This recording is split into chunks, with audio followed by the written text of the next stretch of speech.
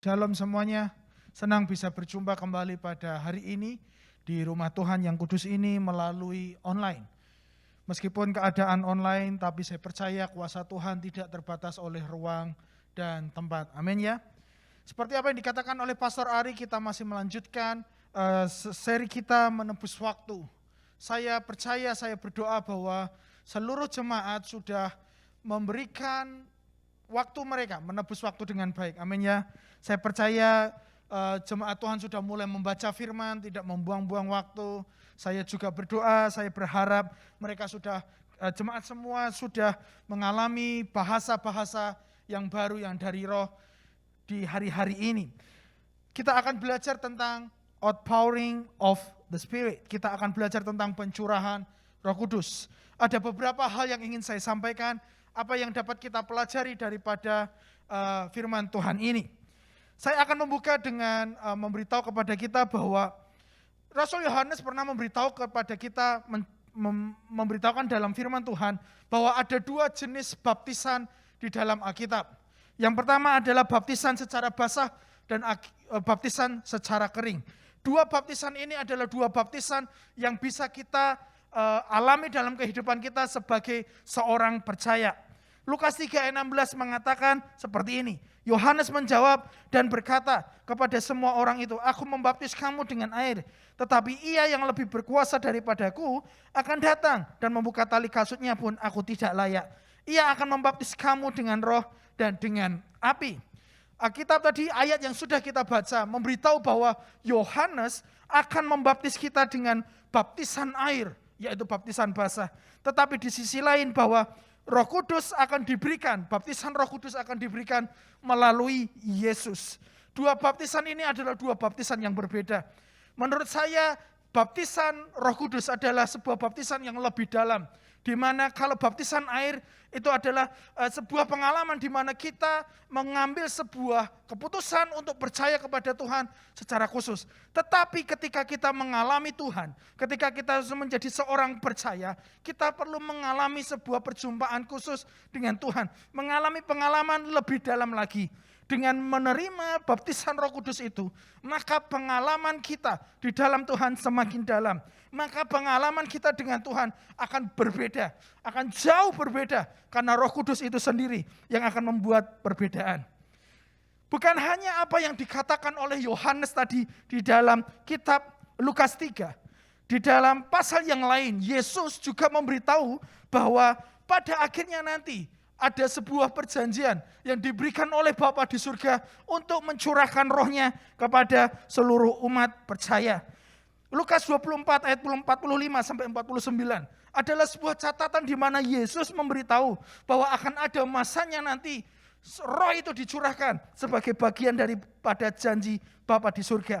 Lalu ia membuka pikiran mereka sehingga mereka mengerti kitab suci. Katanya kepada mereka, ada tertulis demikian, Mesias harus menderita dan bangkit dari antara orang mati pada hari yang ketiga. Dan lagi dalam namanya berita tentang pertobatan dan pengampunan dosa harus disampaikan kepada segala bangsa. Mulai dari Yerusalem, kamu adalah saksi dari semuanya ini. 49. Dan aku akan mengirim kepadamu apa yang dijanjikan Bapakku. Tetapi kamu harus tinggal di dalam kota ini sampai kamu diperlengkapi dengan kekuasaan dari tempat yang maha tinggi.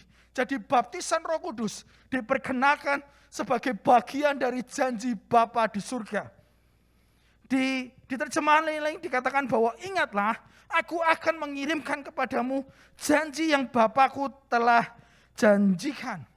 Kitab Lukas memberitahu, Yesus memberitahu bahwa suatu saat nanti ada masanya ketika aku telah naik, maka janji Bapa di surga akan digenapi, yaitu baptisan Roh Kudus, baptisan api yang akan dicurahkan kepada semua umat percaya. Bukan hanya kitab Lukas, sama halnya di dalam kitab Kisah Para Rasul. Kita dapat melihat bahwa janji Bapa itu disampaikan sekali lagi oleh Yesus sebelum Yesus benar-benar naik ke surga atau terangkat ke surga. Ayat 4 dan 5 berkata seperti ini. Pada suatu hari ketika ia makan bersama-sama dengan mereka, Ia melarang mereka meninggalkan Yerusalem dan menyuruh mereka tinggal di situ menantikan janji Bapa. Yang demikian katanya, telah kamu dengar daripadaku, sebab Yohanes membaptis dengan air, tetapi tidak lama lagi kamu akan dibaptis dengan Roh Kudus. Dan ayat 8 dikatakan, kita semua pasti hampir hafal semuanya. Tetapi kamu akan menerima kuasa kalau Roh Kudus turun ke atas kamu, dan kamu akan menjadi saksiku di Yerusalem dan di seluruh Yudea dan Samaria sampai ke ujung bumi. Itu adalah sebuah perkataan yang diberikan oleh Yesus terakhir sebelum ia terangkat ke surga.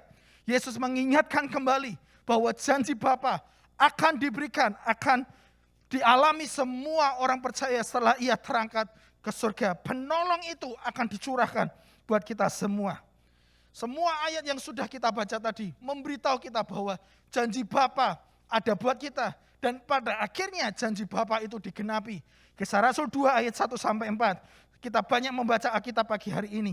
Dikatakan bahwa ketika tiba hari Pentakosta, hari ke-50 sejak Yesus bangkit, maka dicurahkanlah Roh itu.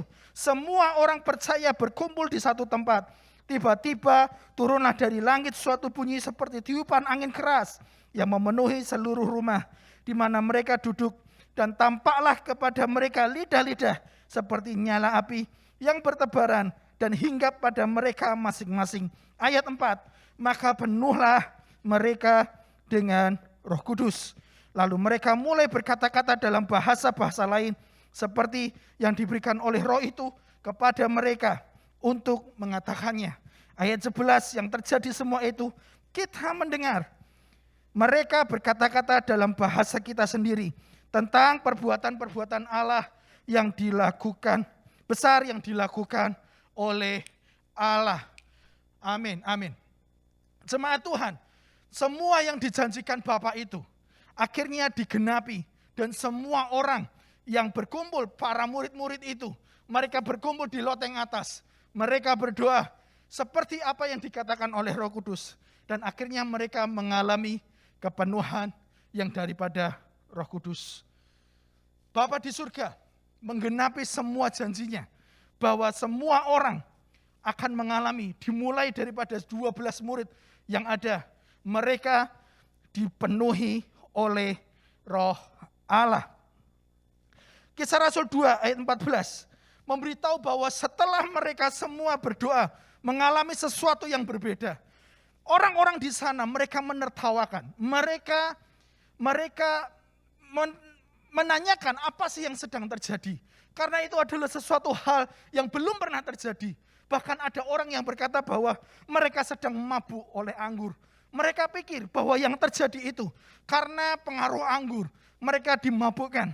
Tetapi setelah itu semua terjadi, pada akhirnya Rasul Petrus berdiri dan menjelaskan berkhotbah di hadapan mereka.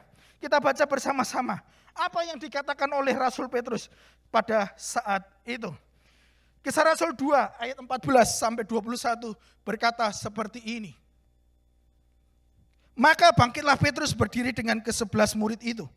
Dan dengan suara nyaring ia berkata kepada mereka, hai kamu orang Yahudi dan kamu semua yang tinggal di Yerusalem, ketahuilah dan camkanlah perkataanku ini. Orang-orang ini tidak mabuk seperti yang kamu sangka, karena hari baru pukul 9. Rasul Petrus memberitahu bahwa yang terjadi ini bukan karena anggur. Karena baru pagi-pagi tidak mungkin mabuk oleh anggur. Dan ayat 16 dikatakan, tetapi itulah yang difirmankan Allah dengan perantaraan Nabi Yoel. Apa firman Allah itu? Ayat 17. Akan terjadi pada hari-hari terakhir, demikianlah firman Allah, bahwa aku akan mencurahkan rohku ke atas semua manusia, maka anak-anakmu laki-laki dan perempuan akan bernubuat, dan teruna-terunamu akan mendapat penglihatan-penglihatan, dan orang-orangmu yang tua akan mendapat mimpi. Juga ke atas hamba-hambaku laki-laki dan perempuan akan kucurahkan rohku pada hari-hari itu, mereka akan bernubuat. Ayat 19, dan aku akan mengadakan mujizat-mujizat di atas, di langit, dan tanda-tanda di bawah, di bumi. darah dan api, dan gumpalan-gumpalan asap. Matahari akan berubah menjadi gelap gulita, dan bulan menjadi darah sebelum datangnya hari Tuhan, hari yang besar dan mulia itu. Dan barang siapa yang berseru kepada nama Tuhan akan diselamatkan. Dari apa yang sudah saya ceritakan tadi, dari apa semua firman yang sudah kita baca, mengingatkan kepada kita bahwa pencurahan Roh Kudus itu adalah penting buat kita semua. Ada 3 hal yang ingin saya sampaikan pada saat semua catatan pencurahan Roh Kudus itu terjadi. Yang pertama, hal yang penting yang harus kita tanamkan dalam hidup kita, bahwa pencurahan Roh Kudus adalah kehendak Bapa di surga. Yang setuju katakan amin. Pencurahan Roh Kudus adalah kehendak Bapa di surga. Sejak awal Bapa di surga hendak mau mencurahkan rohnya kepada seluruh umat percaya. Tuhan mau supaya semua orang percaya kepenuhan roh, mengalami sebuah pengalaman yang lebih dalam lagi dengan roh itu. Kisah Rasul di ayat 2, pasal 2 ayat 16 berkata, tetapi itulah yang difirmankan Allah dengan perantaraan Nabi Yoel. Petrus mengingatkan bahwa yang terjadi itu bukan karena usaha manusia. Yang terjadi ketika angin keras datang, lalu ada lidah-lidah api turun ke atas setiap orang, itu semua terjadi karena kehendak Bapa di surga. Bukan karena keinginan manusia semata, bukan karena pengaruh anggur, tetapi kehendak Bapa di surga supaya kita semua bisa mengalami persekutuan yang lebih dalam dengan roh itu. Jemaat Tuhan, satu hal yang ingin saya ingatkan sebelum saya melanjutkan. Ketika Allah berfirman, maka ia akan menggenapi firman-Nya. Ketika Allah menghendaki supaya sesuatu terjadi, maka pasti jadi. Masih ingatkah engkau ada 1 atau 2 ayat yang Tuhan taruhkan dalam hidupmu? Mungkin untuk keluargamu, mungkin untuk masa depanmu, mungkin untuk pekerjaanmu. Ada 1 firman, tetapi engkau belum melihatnya sampai sekarang. Satu hal yang ingin saya ingatkan kepada seluruh jemaat Tuhan, bahwa Dia Tuhan yang akan menggenapi firman tersebut. Bahwa Dia Tuhan yang akan mengerjakan firman tersebut. Entah waktunya kapan kita tidak tahu, tetapi yang saya tahu bahwa ketika Tuhan menghendaki, maka jadi. Ketika Tuhan berfirman, maka Ia akan menggenapinya dalam kehidupanmu. Sama halnya dengan pencurahan Roh Kudus ini. Diberitahukan jauh pada saat Nabi Yoel berfirman dalam kitabnya. Dia menerima bahwa pada suatu hari, di hari-hari terakhir, bahwa akan terjadi pencurahan Roh Kudus. Kita semua sudah berada di hari-hari terakhir. Hari-hari terakhir adalah hari di mana Yesus lahir sampai kepada Yesus nanti datang untuk kedua kalinya. Kita sudah sampai atau kita berada di hari-hari terakhir. Maka dari itu kita harus terus menerima pencurahan Roh Kudus itu. Kita harus siap menerima pencurahan Roh itu dan tinggal di dalam hidup kita. Kita mesti bersungguh-sungguh karena Bapa di surga berkehendak supaya kita semua mengalami pencurahan Roh Kudus dan tidak ada yang terkecuali. Tidak ada yang terkecuali dalam kehidupan orang percaya. Semua orang percaya. Seperti yang dikatakan tadi, yang dialami oleh para murid-murid. Lidah-lidah api itu turun ke atas masing-masing. Setiap orang mengalami lidah-lidah api. Setiap orang menerima lidah-lidah api. Dan hari ini saya mengingatkan kembali, Tuhan berkehendak supaya setiap kita orang percaya akan menerima akan kepenuhan oleh roh itu sendiri. Dan ketika engkau mengalami roh itu sendiri, saya percaya sekali lagi bahwa engkau akan mengalami sebuah pengalaman-pengalaman yang jauh berbeda daripada sebelumnya. Sebuah pengalaman yang tidak pernah engkau bayangkan. Saya sudah mengalaminya, tapi bukan ini waktunya untuk memberitahukan tentang pengalaman itu. Tetapi roh itu datang pasti akan mengubahkan seluruh kehidupan kita. Ayat yang kedua, bagian yang kedua, maaf. Apa yang dapat kita pelajari daripada pencurahan Roh Kudus? Pencurahan Roh Kudus akan memampukan kita untuk bernubuat. Ayat 17 daripada pasal 2 di Kisah Rasul tadi, saya bacakan sekali lagi. Akan terjadi pada hari-hari terakhir. Demikianlah firman Allah, bahwa aku akan mencurahkan rohku ke atas semua manusia. Maka anakmu laki-laki dan perempuan akan bernubuat. Dan teruna-terunamu akan mendapat penglihatan-penglihatan. Dan orang-orangmu yang tua akan mendapat mimpi. Ayat 18, juga ke atas hamba-hambaku laki-laki dan perempuan akan kucerahkan rohku pada hari-hari itu. Dan mereka akan bernubuat. Yoel menuliskan bahwa pada akhirnya ketika roh itu dicurahkan, kita semua yang menerima akan dimampukan untuk bernubuat. Apa Pak Yer bernubuat itu? Bernubuat adalah ketika kita menyampaikan pesan dari Bapa di surga kepada seluruh manusia. Kita menerima pesan, kita menyampaikan pesan dari Bapa di surga untuk semua umat manusia yang ada. Untuk semua orang percaya, kita akan menyampaikan semua pesan itu dan kita akan diberkati dan kita akan dipersiapkan. Nubuatan ada dua hal yang dapat kita pahami bersama-sama. Ada yang bernama foretelling dan ada yang bernama foretelling. Dua hal ini berbeda meskipun sama tentang apa yang akan terjadi di masa depan. Saya singkat saja menjelaskan sedikit. Ada nubuatan yang disebutkan atau dikategorikan dalam bagian foretelling. Apa itu? Memberitahukan sesuatu yang akan terjadi di masa yang akan datang. Apa tujuannya? Sesuatu yang akan terjadi di masa depan itu diberitahukan kepada kita untuk mempersiapkan diri kita terhadap apa yang akan terjadi. Saya kasih contoh. Kita semua pasti tahu tentang nubuatan pencurahan Roh Kudus saja, mudahnya. Pencurahan Roh Kudus diberitahukan bahwa akan terjadi di masa-masa di hari-hari yang terakhir. Itu disampaikan oleh Nabi Yoel sekitar 980 sebelum Masehi. Kira-kira waktunya itu jauh sebelum Yesus dilahirkan, bahkan jauh Yesus sebelum terangkat naik ke surga. Itu adalah nubuatan foretelling. Sebuah nubuatan yang disampaikan akan terjadi di masa depan. Akan terjadi di waktu-waktu yang akan datang. Kita tidak tahu sekarang, tetapi Tuhan memberitahukan kepada kita bahwa akan terjadi sesuatu di 5 tahun ke depan, di 10 tahun ke depan, atau di 20 tahun ke depan. Itu adalah nubuatan foretelling. Dan ketika kita kepenuhan roh, itu diberitahukan kepada kita, mengajarkan kepada kita supaya kita mempersiapkan diri terhadap apa yang akan terjadi di masa depan. Oke? Itulah foretelling, itu nubuatan, pesan Tuhan yang akan terjadi di masa depan dan hari ini kita mesti mempersiapkan diri. Tetapi ada sisi lain yang dinamakan foretelling. Yang membedakan ini adalah bahwa foretelling itu Tuhan yang menjadikannya.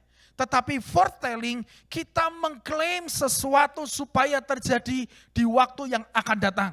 Jika hari ini kita berdoa, kita mengklaim firman Allah supaya terjadi mujizat di waktu yang akan datang.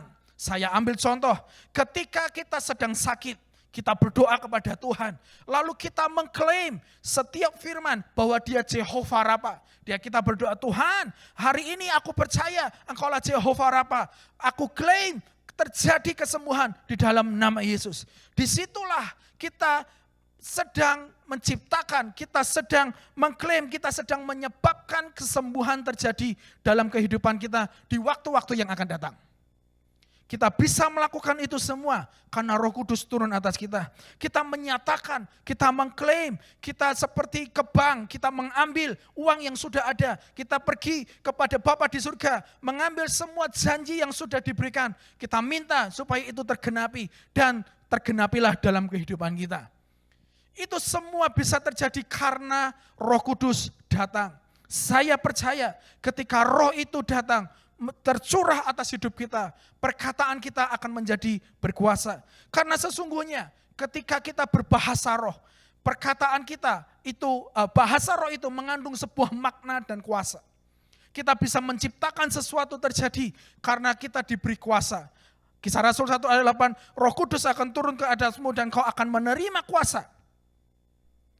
Kita semua akan menerima kuasa dan perkataan kita menjadi berubah. Bahasa kita berubah. Kita sudah belajar minggu yang lalu. Pastor Ari sudah berbicara banyak. Satu hal juga dapat kita pahami. Bahwa nubuatan itu akan terjadi juga dalam hidup kita. Kita akan menjadi pembawa pesan-pesan Allah. Kita akan membawa pesan-pesan Allah kepada dunia ini. Kepada orang-orang percaya. Saya percaya bahwa kita semua akan menjadi pembawa-pembawa pesan Allah. Karena kita akan dimampukan untuk bernubuat kepada orang-orang di sekitar kita. Kisah Rasul 2 ayat 11 juga dikatakan, kita mendengar mereka berkata-kata dalam bahasa kita sendiri tentang perbuatan-perbuatan besar yang dilakukan Allah. Hal-hal luar biasa yang dilakukan oleh Allah akan kita sampaikan kepada banyak orang. Jadi ketika engkau dipenuhi oleh Roh Allah, perkataanmu bukan lagi perkataan yang menghakimi, bukan perkataan yang menyakiti, bukan perkataan yang merusak cara berpikir orang. Tetapi ketika engkau dipenuhi oleh Roh Allah, perkataanmu akan memperkatakan hal-hal yang besar yang datangnya dari Tuhan. Engkau akan mengatakan hal-hal yang luar biasa yang Tuhan kerjakan dalam hidupmu. Begitu banyak orang sangat susah untuk menguasai lidahnya, menguasai perkataannya. Tetapi ketika Roh itu datang, maka kita akan lebih mudah menguasai perkataan kita. Kita akan tidak cepat marah, kita tidak akan mudah memperkatakan yang negatif. Malahan kita akan memperkatakan semua bahasa-bahasa indah, memperkatakan semua kebesaran Tuhan yang Tuhan sudah lakukan dalam kehidupan kita. Dua hal itu. Yang pertama tadi bahwa pencurahan Roh Kudus adalah kehendak Bapa di surga. Bapa di surga berkehendak kita semua mengalami pencurahan Roh Kudus. Dan yang kedua, ketika kita mengalami pencurahan Roh Kudus itu, kita semuanya akan mengalami perubahan dalam perkataan kita. Perkataan kita akan mengandung makna yang besar karena Tuhan sedang berbicara buat kita semua. Dan perkataan kita akan mengandung sebuah kuasa yang besar juga untuk menciptakan sesuatu. Yang ketiga, pencurahan Roh Kudus akan memampukan kita melampaui kemampuan natural kita. Ini bagian yang paling saya sukai, yang ingin saya tekankan kepada seluruh jemaat. Sekali lagi saya katakan, pencurahan Roh Kudus memampukan kita semua melampaui kemampuan natural kita. Jemaat Tuhan, kita semua punya natural, kita semua punya daging, kita semua punya batas. Dan seringkali kemampuan natural kita itu semakin merosot karena dimakan umur. Mungkin dulu waktu muda kita bisa kuat berjalan 10 kilometer. Tetapi karena sudah beranjak tua, maka jalan 10 meter itu sudah tidak sampai lagi. Mungkin hanya sampai 5 kilometer atau mungkin 6 kilometer. Kita punya batasan natural, betul ya? Saya setuju dengan saya pun sendiri punya kemampuan natural. Atau kita biasanya waktu muda pernah membaca dalam satu hari 5 pasal dalam satu hari. Karena kita kuat, kita bisa atur waktu. Tetapi setelah semakin tua, natural kita merosot. Kita menjadi semakin sedikit membaca firman, itu semua. Tetapi ketika Roh itu datang, apapun keadaan natural kita, seberapapun batasan natural kita, itu akan dilampaui karena Roh Kudus yang menguasai kita semua. Kita akan bisa mungkin membaca Alkitab lebih daripada sebelumnya. Kita bisa berdoa lebih lama daripada sebelumnya. Kita lebih bisa aktif beribadah. Mau capeknya kayak apapun, mau ngantuknya kayak apapun, kita tetap semangat beribadah. Karena ada Roh yang dicurahkan. Tetapi ayat Kisah Rasul 1 ayat 8, tetapi kamu akan menerima kuasa. Bagian biru itu, kuasa. Kuasa itulah yang memampukan kita bisa melampaui kemampuan natural kita. Kuasa itulah yang membuat kita bisa berbeda. Kuasa itulah yang bisa kita mengalami sebuah perubahan signifikan. Kuasa itulah yang bisa membuat kita menjadi lebih baik.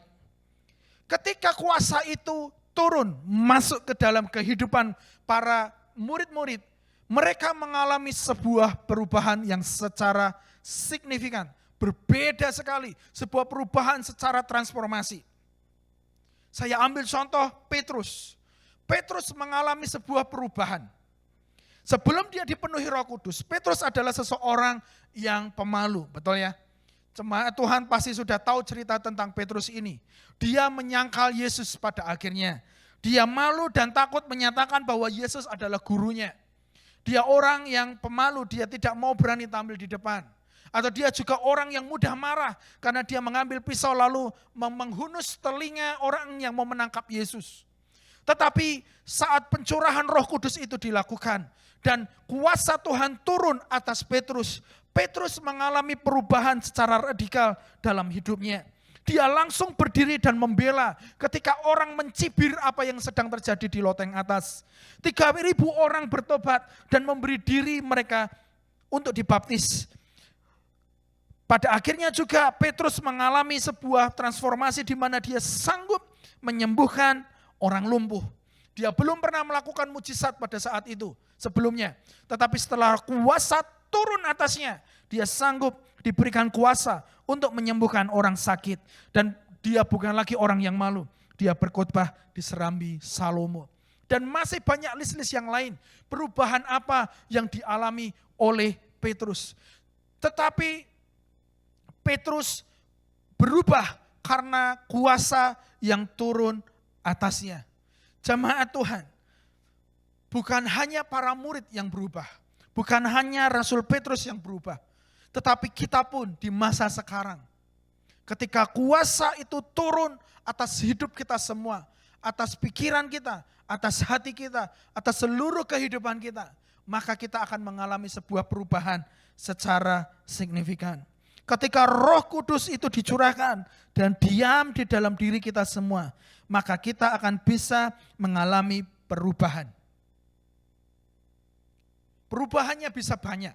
Mungkin dahulu kita malas berdoa, tidak rajin. Kita perlu berdoa lebih lama. Caranya bagaimana? Roh Kudus itu harus masuk dalam hidup kita. Maka engkau dimampukan berdoa lebih lama, membaca firman lebih lama. Dan bukan hanya itu, mungkin engkau dulu orang yang pemalu, tetapi ketika Roh itu dicurahkan, engkau menjadi lebih berani untuk bersaksi, menjangkau mereka yang belum percaya kepada Tuhan. Engkau akan bisa berbicara kepada orang-orang yang belum engkau kenal. Dahulu ketika engkau belum dikuasai oleh Roh itu, sulit bagimu untuk mengampuni. Tetapi Roh datang, mengubahkan cara berpikir kita, mengubahkan hati kita, melunakkan hati kita, maka kita bisa mudah mengampuni. Atau dulu kita orang yang pelit, kita tidak mau memberi, sedikit tersinggung ketika pendeta berbicara tentang uang, persembahan dan sebagainya. Tetapi Roh itu datang, tidak usah diperintah, maka ada sebuah aliran air hidup yang memancarkan, maka pada akhirnya engkau mudah untuk memberi. Roh itu yang dicurahkan harus masuk di setiap kita dan menggerakkan seluruh kehidupan kita supaya kita bisa melakukan lebih untuk Tuhan. Saya ada satu tulisan terakhir untuk kita semua. Saya bacakan seperti ini. Natural diri kita sulit untuk melakukan lebih untuk Tuhan. Tetapi ketika Roh itu datang, maka kita tidak akan bisa berhenti berbuat lebih untuk Tuhan. Saya ulangi, kalau hanya dengan natural diri kita saja, maka kita akan sulit untuk melakukan lebih. Betul ya? Kita mungkin berpikir dulu, kita pakai akal logika kita, benar gak ya ini dari Tuhan.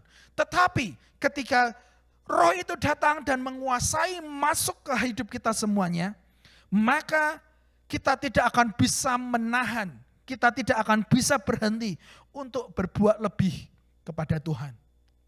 Roh itulah yang akan membangkitkan semangat. Roh itulah yang akan memunculkan sebuah dorongan untuk berbuat lebih kepada Tuhan. Hari ini mari kita izinkan supaya Roh itu menguasai, dicurahkan atas hidup kita sekali lagi. Bukan hanya untuk membangun diri kita, tetapi biarlah Roh itu yang dicurahkan, memampukan kita semua melayani orang lain dan menjangkau orang lain.